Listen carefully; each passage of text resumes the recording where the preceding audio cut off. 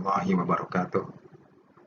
Alhamdulillah, wassalatu wassalamu ala rasulillah wa ala alihi wa sahbihi wa mawalah wa ba'd. Para mahasiswa sekalian yang semoga dalam lindungan Allah Subhanahu wa Ta'ala, dalam keadaan sehat walafiat dimanapun berada. Topik pembahasan kita pada kali ini adalah alismu, isim, atau dikenal dengan nominal dalam bahasa kita Indonesia. Apa itu alism atau isim? Alismu huwa kalimatun tadullu ala insanin aw hayawanin aw nabatin aw jamadin aw wasfin aw ma'na. Isim adalah kalimah, kata tadullu ala insan yang menunjukkan pada manusia, au hayawan atau hewan, au nabat atau tumbuhan, au jamad atau benda mati, au wasf atau sifat, au makna atau makna. Sekali lagi, alismu, isim, huwa adalah kalimatun, kata, tadullu ala insan yang menunjukkan kepada manusia, au hayawan atau hewan, au nabat atau tumbuhan, au jamad atau benda mati, au wasf atau sifat, au makna atau makna. Saya pernah jelaskan di pertemuan sebelumnya bahwa alismu atau isim itu secara etimologis artinya adalah nama. Sekali lagi, alismu secara etimologis artinya adalah nama. Masmuk, apa namamu?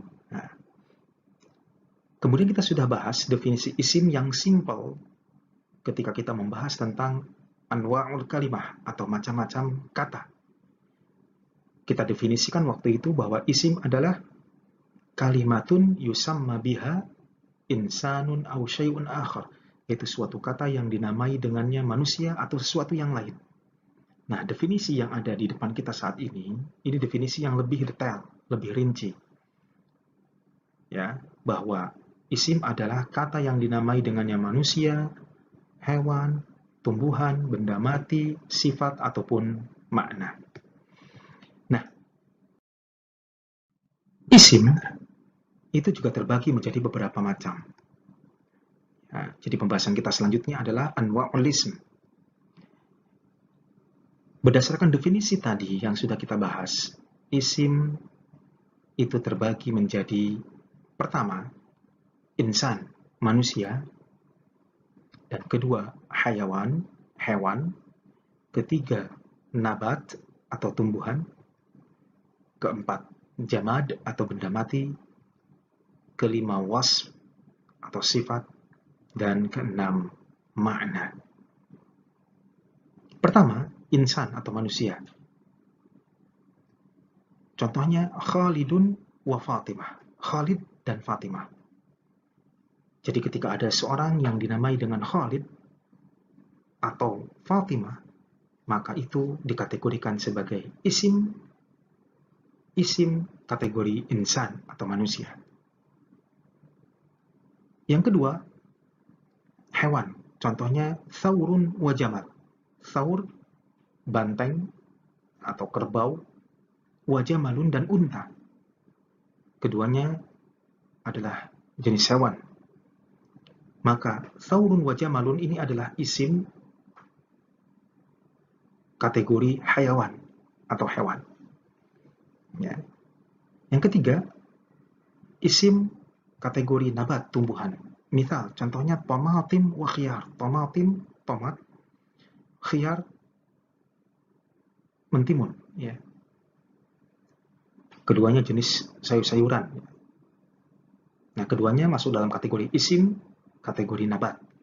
Kemudian, jamad atau benda mati, contohnya qaryatun wa nahrun. Qaryah, desa, nahrun, sungai. Contoh lainnya misalnya maktabun, mahmulun, dan lain sebagainya. Meja, laptop, jawal, HP, dan lain sebagainya. Ini kategori jamad. Selanjutnya kategori wasf atau sifat. Misalnya, contohnya khadra wa saghir. Khadra itu artinya hijau, shagir, kecil. Ini termasuk kategori isim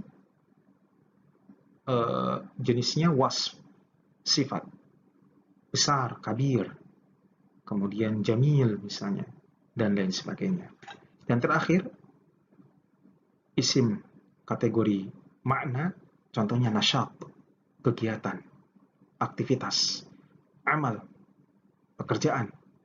Ini semua kategorinya adalah makna, isim di kategori makna. Ya. Jadi, kita sudah pelajari bersama saat ini definisi isim yang lebih spesifik, lebih detail dibanding definisi yang sudah kita bahas di pertemuan yang lalu. Kalau pertemuan lalu, sekali lagi kita hanya mendefinisikan bahwa isim adalah kata yang dinamai dengannya manusia atau sesuatu yang lain. Nah, sesuatu yang lain itu diperinci di pertemuan saat ini. Ada hewan, tumbuhan, benda mati, sifat, dan juga makna. Nah, selanjutnya, isim itu memiliki tanda-tanda. Nah, di antara tanda-tanda isim, min alamat al-ism, di antara tanda-tanda isim atau nominal adalah pertama, dukhulu alif lam, dukhulu al, yaitu memungkinkan untuk dimasuki alif lam di awal kalimah atau di awal kata. Yang kedua, dukhulu tanwin atau memungkinkan dimasuki tanwin. Ya, entah itu tanwin fathatan atau kasrotan atau dhammatan. Fathatan itu misalnya duhulan, kasrotan duhulin, misalnya gitu ya. Kemudian duhulun itu dhammatan. Nah, pertama, misalnya di antara tanda isim adalah dimasuki alif lam.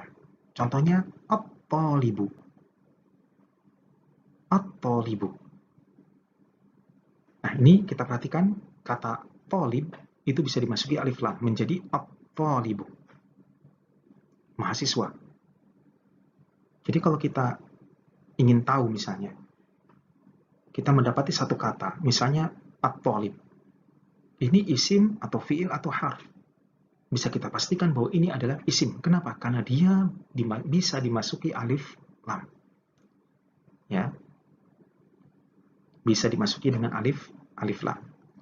Nah, tanda yang kedua adalah bisa dimasuki tanwin. Contohnya tolibun. Bisa tolibun, toliban, atau tolibin. Ketika kita menemukan suatu kosakata misalnya, mendapati satu kosakata, katakanlah maktab.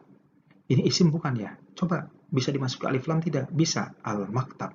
Bisa dimasuki tanwin tidak? Bisa, maktabun, maktaban, maktabin.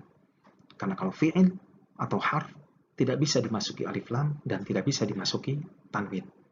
Fi'il, khoroja, tidak bisa al-khoroja. Ya, fi, di dalam misalnya huruf, al-fi, tidak bisa. Demikian yang bisa kita bahas pada pertemuan kali ini. Mudah-mudahan bisa dipahami dengan baik, mudah-mudahan bermanfaat, dan saya akhiri dengan wassalamualaikum warahmatullahi wabarakatuh.